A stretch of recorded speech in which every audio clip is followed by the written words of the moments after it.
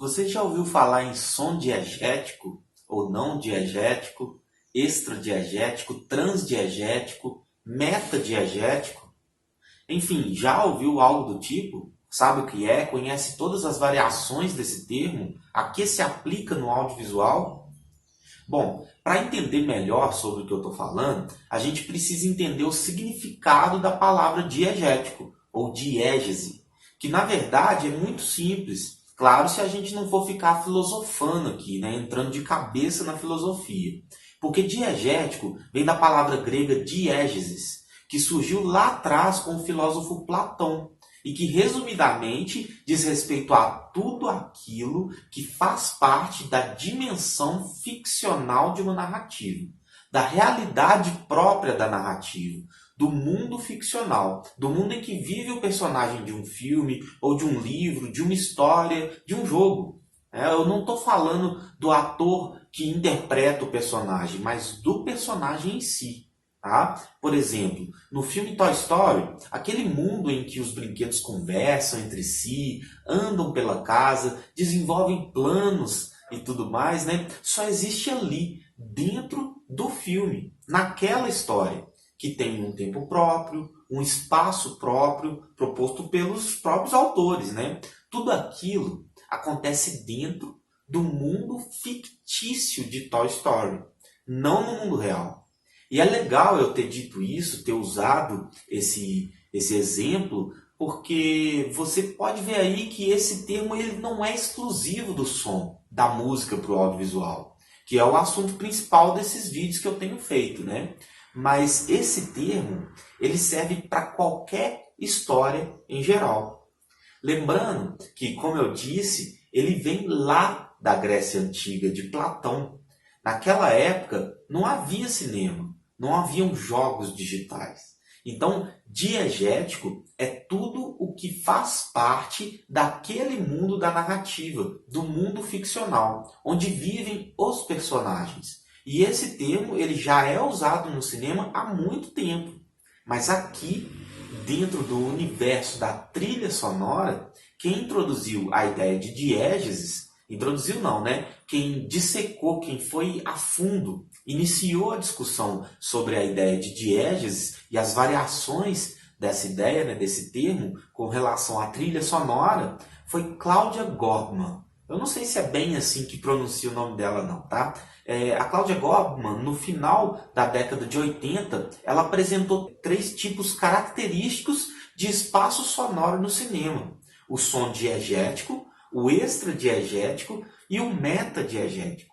Quando a gente fala de diégeses, no geral, a gente está falando de espaço, de tempo e do nosso assunto principal aqui, o som. Todo som que a gente escuta e que é gerado de dentro do filme, do jogo, e que também pode ser ouvido pelos personagens, porque no caso pode ser que o próprio personagem esteja gerando aquele som, né?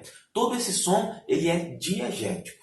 Tipo, um personagem tropeça, cai em cima de um monte de garrafa, né, que se quebram, faz aquela barulheira toda de vidros quebrando e tal. A gente ouve ainda ali os gritos desse personagem de dor ao se cortar, né? Ou até quando, por exemplo, numa cena, em uma sala de parto, aquela experiência toda, né, um silêncio danado, e de repente você vê ali a criança, e quando ela abre aquele bocão, a gente escuta o choro, né?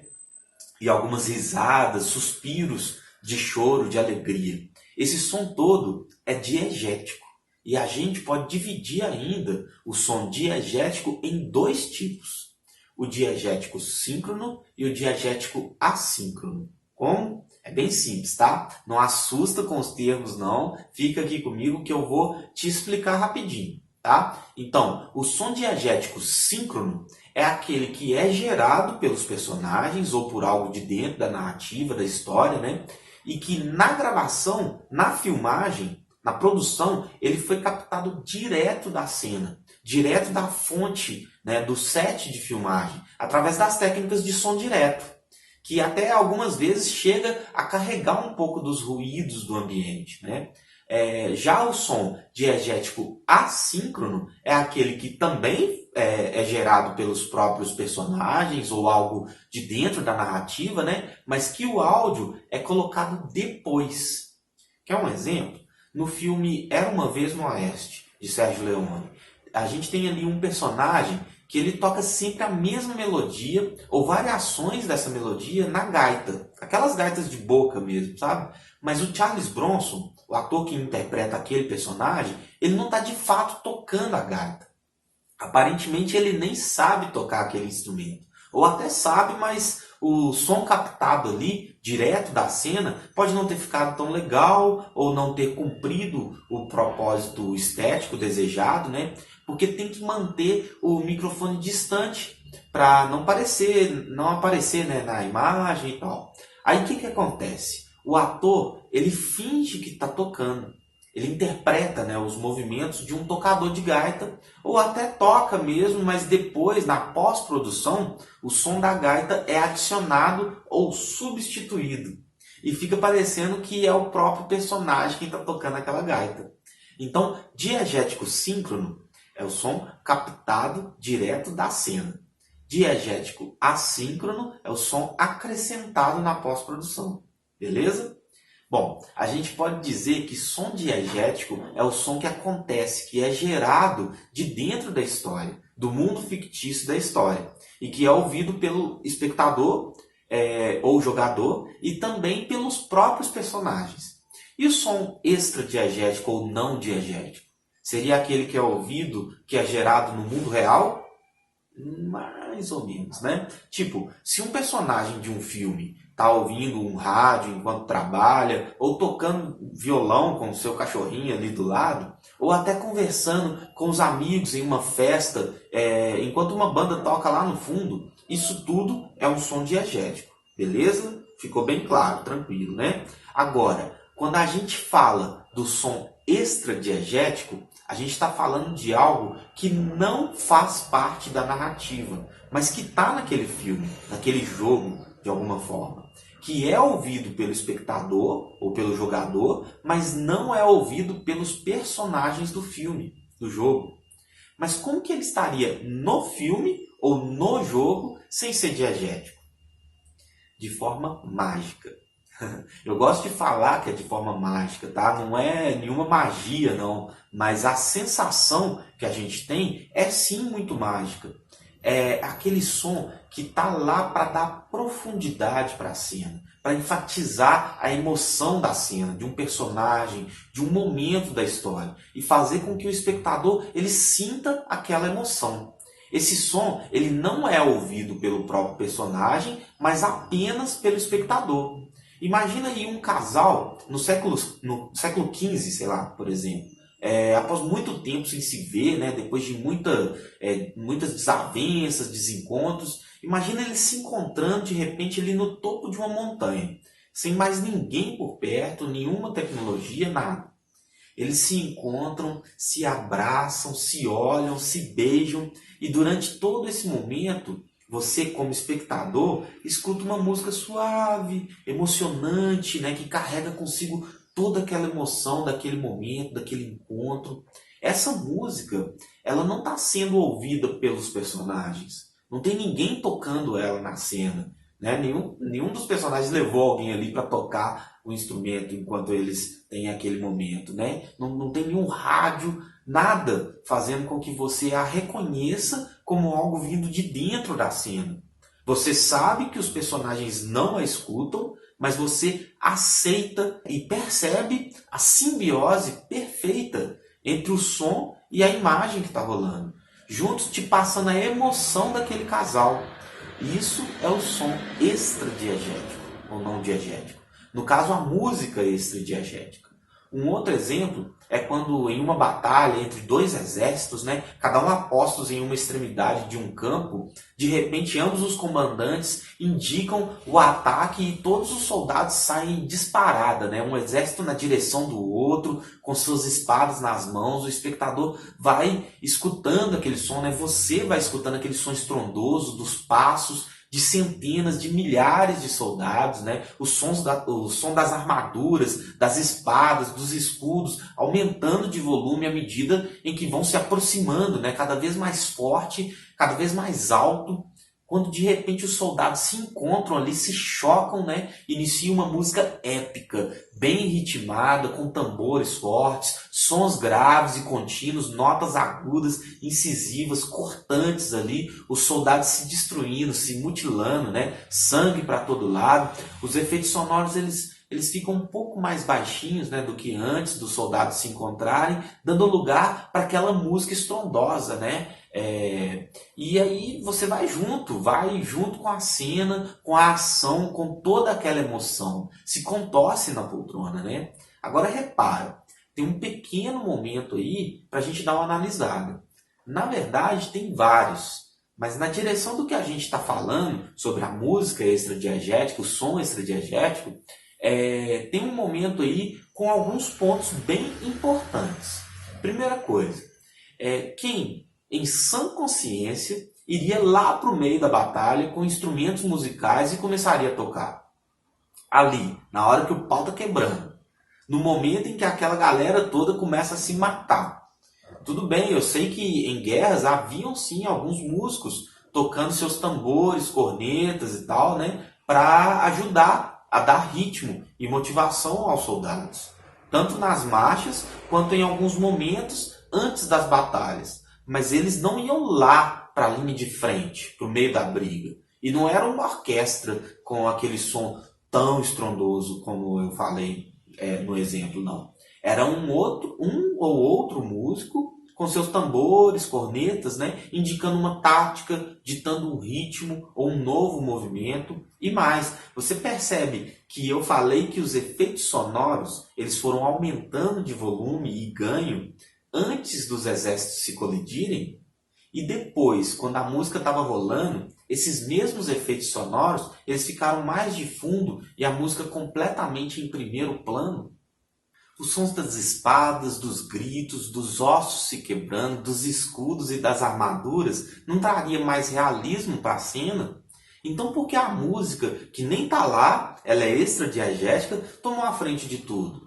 Justamente porque realismo demais nem sempre traz realismo.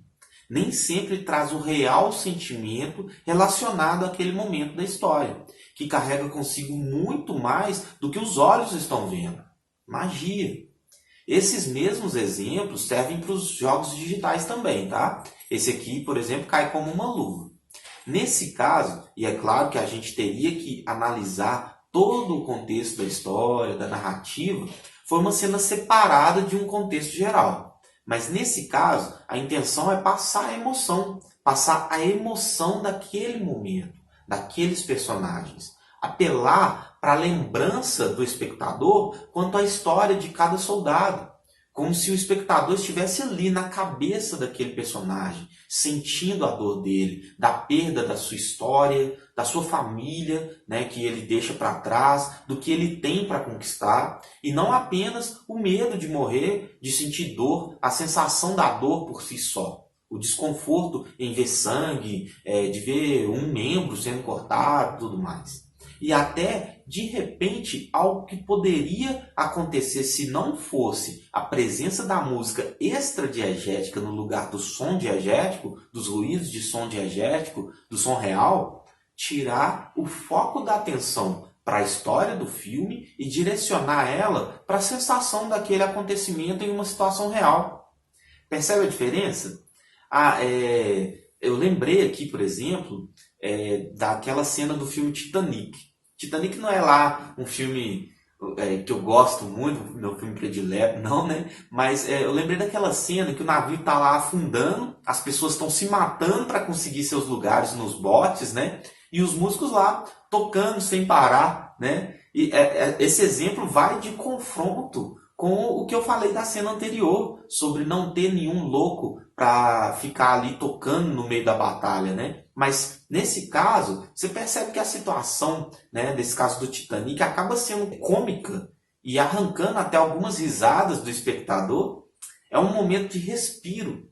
É uma opção do diretor para fazer com que o espectador tome fôlego de toda a tensão gerada com as cenas anteriores e se prepare para as próximas, que vão ser mais pesadas. Simples. Nesse caso, como a música tocada ali no barco vinha de dentro da narrativa dos próprios personagens, ela é diegética, beleza? Então, essa é a ideia. Resumindo, som diegético é aquele que acontece dentro da história, na dimensão ficcional da narrativa, no mundo da história. Aquele que o espectador está ouvindo e o personagem também está ouvindo. Porque ele está sendo gerado pela própria narrativa, através de um rádio, de um instrumento musical, um canto, um assobio, alguma batida, uma trombada e por aí vai.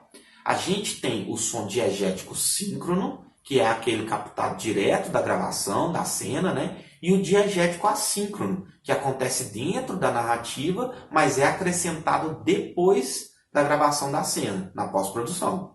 E o não diegético ou extradiegético é aquele que está ali no filme, no jogo, né, que você como espectador ouve, mas ele não acontece dentro da narrativa. Os personagens do filme, do jogo, não o escutam.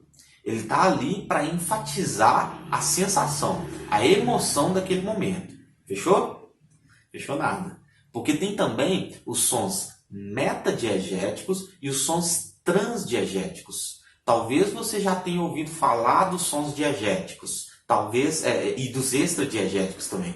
Talvez você até já tenha ouvido falar dos sons metadiegéticos, mas dificilmente você já ouviu falar dos sons transdiegéticos. Se ouviu falar, se já conhece, ótimo, perfeito. É legal que a gente enfatiza essa ideia na sua mente e te ajuda a consolidar essas informações. Atualiza essas informações e quem sabe até não tapa alguns buraquinhos que podem de repente haver nessas informações. Agora, se por acaso você nunca ouviu falar nos sons metadiegéticos, quiçá nos sons transdiegéticos, ou até já ouviu falar, mas não sabe exatamente do que se trata, fica aqui comigo que a gente vai esclarecer isso tudo direitinho, beleza? Então, olha só, já falamos que o som diegético faz parte da narrativa e é ouvido tanto pelos personagens quanto pelos espectadores. E que o som extradiegético está no filme ou no jogo, mas não faz parte da narrativa e é ouvido apenas pelo espectador, mas não pelo personagem. Agora, e o som metadiegético? É aquele que existe apenas no campo da imaginação, na imaginação do personagem. Ele pode ser confundido um pouco com o som não diegético ou até ser considerado para alguns como uma mistura dos conceitos de diegético e não diegético. Ele é ouvido sim pelo espectador, mas para o personagem ele não é real, não é concreto. Para o personagem ele existe apenas no campo da imaginação, no subconsciente. Tipo, quando o personagem sonha com algo, imagina algo, pensa em uma frase que é transmitida para o espectador em voz over, né? Imagina, por exemplo, um personagem andando pela rua, pensando em uma situação em que ele viveu ou vai viver, lembrando de um momento ou planejando alguma situação. Enquanto ele anda, o espectador ouve sua voz, mas é a voz do pensamento do personagem. Ele não abre a boca, não pronuncia uma palavra sequer, não escuta pelo ouvido mesmo. Aqueles sons que o espectador está escutando não são escutados pelo personagem. E isso não é só para a voz, não, tá? Pode ser a lembrança, um sonho, uma imaginação de alguma situação que traz outros sons, como música, uma chuva, os ruídos de um acidente de carro, né? Enfim, por aí vai. Então, som metadiegético é isso, um som que o espectador ouve, mas que o personagem apenas imagina, que só existe no subconsciente do personagem, que ele não o escuta de fato. E o som transdiegético? Eu acredito que uma galera que é do cinema já conhece ou talvez já tenha ouvido falar em diégeses. Conhece ou já tem ouvido falar em diegético, extradiegético e talvez até em metadiegético. mas dificilmente conhece ou já ouviu falar em transdiegético. Sem subestimar, tá? É que esse termo, transdiegético, ele não é tão antigo assim e ele é exclusivo do mundo dos jogos digitais. A manifestação desses três tipos de som que eu falei, né, os diegéticos, extradiegéticos e metadiegéticos, eles também acontecem nos games. Mas a principal diferença é que além de existir um mundo fictício, o jogador interage com esse mundo. E com essa interação, ele acaba por modificar o mundo fictício de acordo com suas preferências, com suas dificuldades, com suas facilidades, sua experiência, sua forma de jogar. É como se fosse uma quebra da quarta parede. Mas nesse caso, no caso dos jogos digitais, não apenas pelo personagem, mas também pelo jogador. E diante disso, se manifesta mais uma outra classificação desses sons, a ideia de diégese, o som transdiegético. O som transdiegético, ele extrapola o mundo fictício, tendo repercussões no mundo real. Assim como as ações do jogador extrapolam o mundo real, tendo repercussões sonoras, dentre outras, no mundo ficcional. A função do som transdiegético é a de criar um canal dinâmico de comunicação entre o jogador e a mecânica do jogo. E assim, ele, o som transdiegético, né, é responsável pelas ações e reações essenciais para que a interatividade aconteça. Vamos pensar num exemplo aqui em que o personagem de um jogo, ele é um espião, né, por exemplo. E ele tem uma missão em que ele entrou escondido, né, em um complexo, um laboratório bem grande. Você entrou nesse laboratório, né, você como jogador. Ele entrou lá para pegar alguns documentos, recolher algumas informações, amostras, enfim. Pegar as pistas que derem para ele pegar lá que vai ter sentido na narrativa do jogo. E aí, em algum momento, quando você como jogador passa por determinado lugar ali, você acaba acionando um sensor de presença que ativa um alarme estrondoso, que fica tocando ali incessantemente, né? Naturalmente, essa situação vai fazer com que você, como jogador, procure uma forma de desligar esse alarme o mais rápido possível, para não acabar fazendo com que o local se encha de guardas que querem te capturar. Se você simplesmente larga o controle ali, o alarme pode estar disparando que o personagem vai ficar paradinho ali. Esse alarme não vai fazer diferença nele, mas vai fazer diferença em você como jogador. Então, se você não fizer nada, isso pode fazer com que você perca o jogo. Se você encontra uma forma de desligar o alarme em tempo, tudo volta ao normal e você continua o jogo normalmente. Se você não desliga o alarme em tempo, os guardas entram e logo vai iniciar ali uma batalha entre você e eles, com música de ação e tudo mais. Enfim, o que aconteceu aqui? No programa do jogo, existia algo, né, na programação lá que dizia que ao passar por aquele lugar, iniciaria uma contagem regressiva para os guardas entrarem e iniciaria uma batalha contra você. E esta só não aconteceria se por acaso o alarme fosse desligado. O som do alarme gera em você, como jogador, a sensação de que algo está errado e assim gera também a sua iniciativa em fazer algo para acabar com aquilo e voltar ao jogo naturalmente. Porque você não quer perder.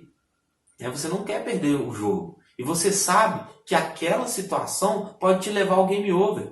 A única coisa que te faz pensar que os guardas estão vindo e te faz querer agir rápido para evitar isso é o som. O som do alarme. E ainda a sua atitude em desligar o alarme, cessar o som do alarme, é a única coisa que vai fazer com que você evite a batalha e a perda do jogo. Esse tipo de som que te gera o sentimento de necessidade de tomar uma ação que influencia nas suas emoções ao ponto de você fazer algo para mudar uma situação de dentro do jogo, e ainda o fato da sua ação modificar a forma como o programa do jogo vai se comportar a partir dela, é o chamado som transdiegético. O conceito de som transdiegético ele foi criado por Christine Jorgensen. Eu não sei se é assim que pronuncia não, tá? A Christine trouxe esse conceito para a gente há mais ou menos uns 10 a 12 anos atrás. E, em outras palavras, ele tem a função de criar um canal de comunicação dinâmico entre o jogador e a mecânica, o programa do jogo, sendo responsável pelas ações e reações a partir da interatividade. A Christine ainda entra um pouco mais a fundo, subdividindo a ideia de som transdiegético em outras categorias. Mas para a gente entender melhor e não ficar batendo muito de frente com as ideias, né, os conceitos que a Cláudia Gorman apresentou para a gente sobre diegético, extradiegético e metadiegético, a gente vai dar aí uma misturada nesses termos, né, considerando a existência de, além desses três que eu acabei de falar, do som transdiegético, mas do transdiegético diegético, do transdiegético extradiegético e também do transdiegético metadiegético. E aí, juntando o conceito que eu te apresentei de todos eles, você já vai conseguir colocar a cachola aí para funcionar e imaginar várias situações em que cada um desses termos se encaixa, né, não? Então, e aí, em outro momento, se a gente achar que rola, a gente pode até entrar mais a fundo nesses conceitos. Mas no momento é isso mesmo, beleza? Então, sons diegéticos, extradiegéticos, metadiegéticos e transdiegéticos. Agora você já sabe.